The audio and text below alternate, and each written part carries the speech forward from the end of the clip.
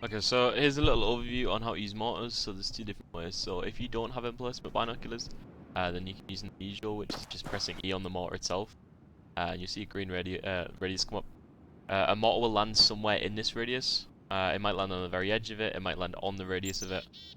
Sorry, it might land in the middle of it. It might land where you want it to. But it's kind of just watch out for that because obviously it's quite a big radius.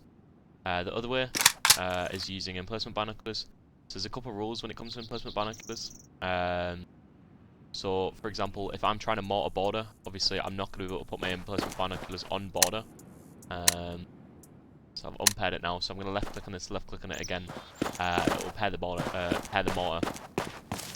I'm not going to be able to mortar directly onto outpost, simply because there's too much blocking it.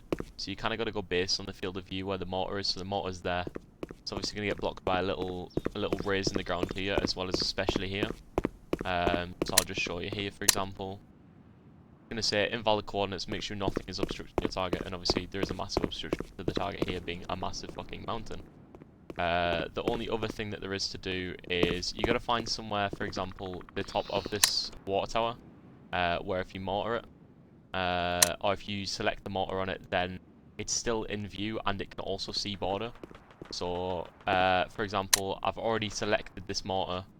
I'm going to right click, I'm going to left click once. It's going to bring me these options: request smoke artillery, request high explosive artillery, or white phosphorus. We don't have white phosphorus, we either have smoke or high explosives. So we're going to use high explosives.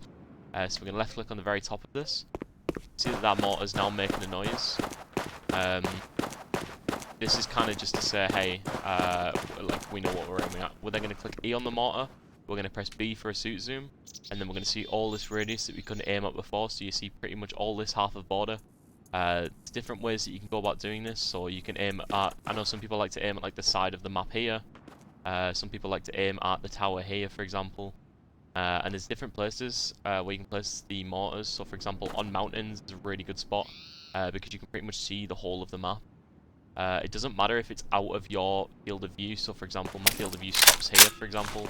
Or I can't see all the way up mountain. You can see it's like here, and then it slowly goes up as I move closer. Really, all that matters is that it's what I'm trying to aim at is in view of the mortar, and it's not blocked by a structure.